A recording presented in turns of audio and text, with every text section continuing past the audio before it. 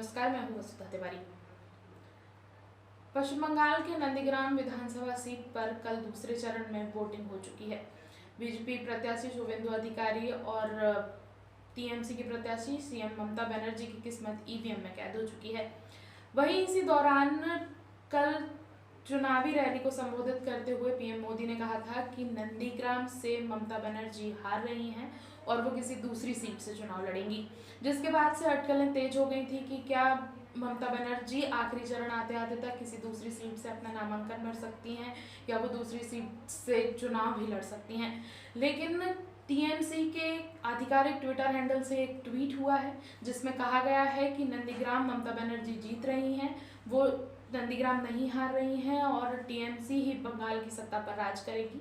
इसके आगे उस ट्वीट में ये भी लिखा गया है कि प्रधानमंत्री मोदी 2024 के लोकसभा चुनाव के लिए सुरक्षित सीट तलाश लें क्योंकि उनको वाराणसी में चुनौती दी जाएगी। आपको बता दें, वाराणसी वही सीट है जहां से प्रधानमंत्री मोदी 2 बार से सांसद हैं।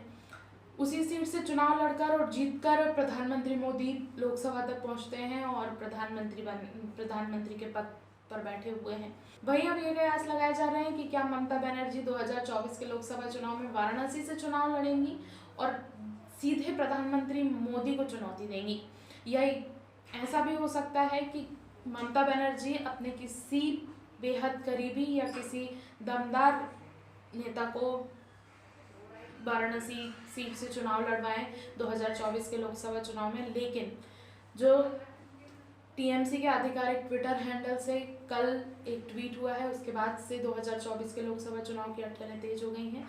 बता दें कि कल नंदीग्राम में वोटिंग हुई थी, जिसके बाद काफ़ी कुछ हिंसक घटनाएं भी हुई। टीएमसी और बीजेपी के कार्यकर्ताओं में झड़प भी हुई। वहीं बीजेपी के कार्यकर्ताओं ने टीएमसी पर आरोप लगाए हैं कि उन्होंने बीजेपी के कार्यकर्ता की पीट कर हत्या कर दी है। इन्हीं सारी छोटी बड़ी घटनाओं के बीच में नंदीग्राम में कल वोटिंग हुई है।